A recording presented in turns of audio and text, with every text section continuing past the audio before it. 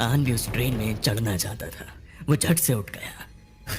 रुको, रुको, प्लीज रुक जाओ, मुझे भी ले चलो, मैं भी अपने घर जाना चाहता हूं। और ट्रेन के पीछे भागने लगा। अचानक आन के कदम रुक से गए। उसने अपने पैर तुरंत ही पीछे ले लिए। मैं नहीं जाऊंगा, मुझे नहीं जाना है। आन खुद से बड़बड़ाने लगा। आन उस समय जहां खड़ा था वो वही पीपल का पेड़ था जहां से आन खाने की खोज के लिए निकला था। उसी पेड़ के नीचे उसे ये भी पता चला था वहां इंसान नहीं बल्कि इंसान के रूप में शैतान रहते हैं। वो ट्रेन उसी बस्ती में चली गई थी जहां उन शैतानों का घर था। आन फूट फूट के रोने लगा। उसे पता था कि अंदर कुछ मिले या ना मिले, मौत मिलना तय है। आन रोता हुआ हकला हकला कर बोलने लगा, तुम सब भी मारे जाओगे। मैं इस लायक भी नहीं हूं तुम सबकी जान बचा सकूं।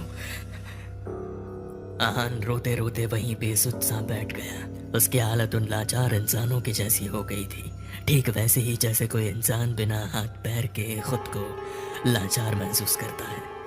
आहान की हालत भी कुछ ऐसी ही लग रही थी उस वक्त। वो उस पीपल के पेड़ के नीचे बैठकर पीपल के सूखे पत्तों को बटोर रहा था। खरखराहट की आवाज काफी तेज थी। आहान ने काफी पत्तों को बटोर के एक जगह जमा कर लिया। पीपल के पेड़ पर अपना सिर रखकर उदास सा उस पत्तों की तरफ देखने लगा। वो बस उन पत्तों को देखे जा रहा था। तभी एक तेज हवा का झोंका आया और सारे पत्ते जमीन पर एक बार फिर बिखर गए। आहान अब भी उन पत्तों को ही देख रहा था। अचानक से आहान चौंक सा गया उन पत्तों को देखकर। अरे, ये कैसे हो गया मेरे साथ?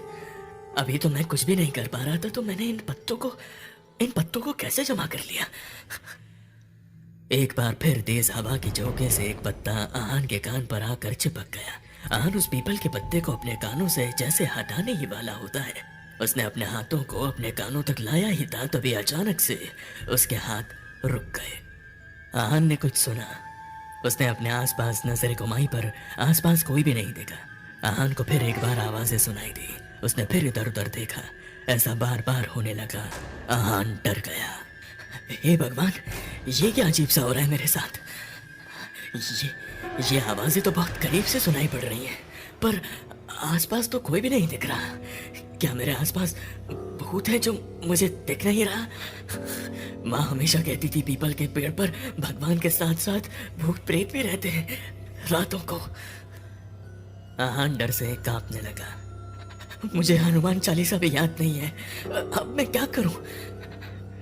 आहान को फिर से वो आवाज सुनाई पड़ी। आहान ने अपना ध्यान आवाज की तरफ किया। कुछ पलों के लिए तो वो जम सा गया। उसे समझ आ गया था आवाजें कहां से आ रही हैं। हे भगवान, ये आवाजें तो इस पत्ते से आ रही हैं। इसका मतलब ये पत्ता एक भूत है। आहान जोर से चिल्ला उठा और सरपट भागने लगा। वो भागता जा रहा था, पत्ते भी उसके पीछे भाग रहे थे। काफी समय तक आहान भागता रहा, फिर अचानक से उसके पैर जमीन पर थम गए। आहान भागना चाह रहा था पर भाग नहीं पा रहा था। वो पत्ता फिर से आहान के कानों पर आकर चिपक गया। आहान ने डर से अपनी आंखें बंद कर ली। एक बार फिर आहान को आवाजें सुनाई पड़ी। इस बार आवाज बिल्कुल साफ साफ सुनाई पड़ी, जिसे सुनकर आहान एक बार फिर मुस्कुरा उठा। अब उसे बिल्कुल भी डर नहीं लग रहा था। उसने अपनी आंखें खोल ली।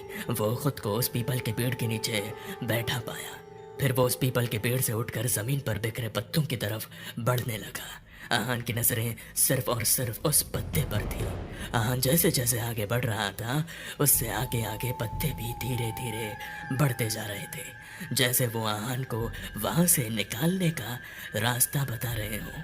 आहान भी उन पत्तों के पीछे पीछे चले जा रहा था। बिना अपनी पलकें झपकाए बस आहान सिर्फ पत्तों को देख रहा था। आहान को देखकर ऐसा लग रहा था जैसे उसको किसी ने सम्मोहित कर लिया हो ना हो वो आसपास के माहौल को देख रहा था और ना ही कुछ और। वो सिर्फ आगे बढ़े जा रहा था। उसके आसपास लंबे लंबे मोटे मोटे बांस जमीन पर गड़े हुए थे। उसमें इंसानों की बॉडी टंगी थी, जिसमें से बहुत गंदी बदबू भी आ रही थी। कुछ बॉडी पूरी तरह से कंकाल बन चुकी थी कुछ अध सड़े आधे कंकाल थे, कुछ के तो ऊपर की चमड़ी ही नहीं थी। पर आहान इन सब चीज़ों को नहीं देख पा रहा था, क्योंकि उसकी नजरें सिर्फ और सिर्फ पत्तों की तरफ थी। पत्ते आगे आगे आहान उसके पीछे पीछे जा रहा था। एक बार फिर तेज हवा के झोंके ने आहान के सम्मोहन को तोड़ दिया। उसने ऐसे रिएक्ट किया जैसे वो अभी अभी जागा हो।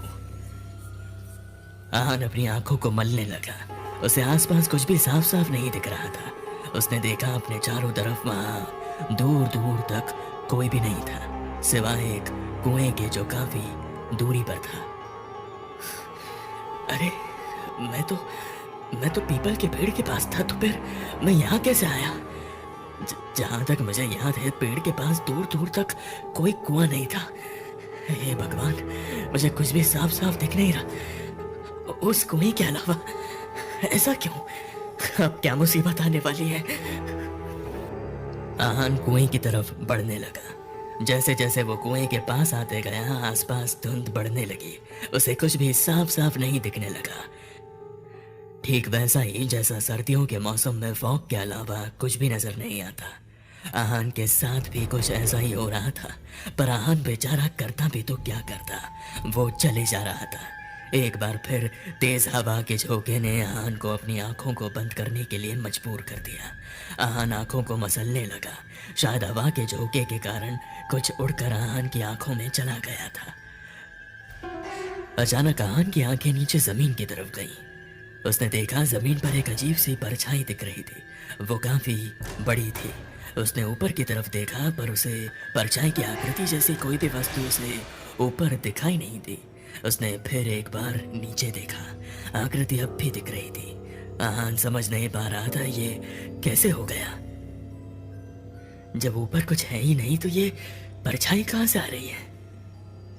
आहान ने एक बार दूर दूर तक ताका झांकी की। उसे कुछ भी नजर नहीं आया। उसे कुछ दिख रहा था तो वो कुआं। आहान जहाँ खड़ा था वो कुआं काफी दूरी पर था।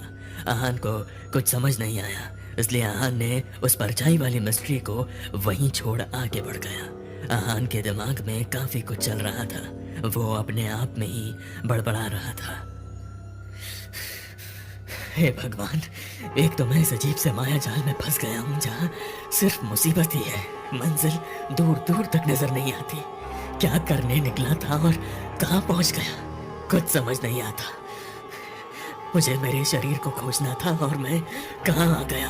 कौन सा रास्ता मुझे मेरे शरीर तक पहुँचाएगा? क्या करूँ मैं, कहाँ से शुरू करूँ? जब तक मुझे मेरा शरीर नहीं मिलता मैं अपना सफर तय नहीं कर सकता। ऐसे में कौन करेगा मेरी मदद? एक तेरे शिवा। आहान उदास सा ऊपर आसमान की तरफ देखकर चलता जा रहा था। तभी उसे ऐसा लगा जैसे उसका कोई पीछा कर रहा हो। वो रुका और पीछे पलट कर देखने लगा, पर धुंध के कारण उसे कुछ भी साफ साफ नहीं दिख रहा था। वो अंदर ही अंदर काफी डरा हुआ सा था। एक तो उसका शरीर भी उसके साथ नहीं, ऊपर से ये इतना धुंध। ऐसे में अगर कोई उस पर हमला कर दे तो वो खुद को कैसे बचाएगा? आहान वापस मुड़कर चलने लगा। तभी उसे किसी के फुसफुसाने की आवाज आई।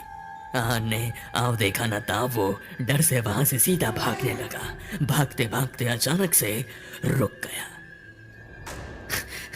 अरे ये मेरे साथ क्या हो रहा है? मुझे इतनी गर्मी क्यों लग रही है? आहान के पूरे शरीर पर पसीना ही पसीना दिखने लगा। उसके पूरे शरीर पर तेज जलन होने लगी।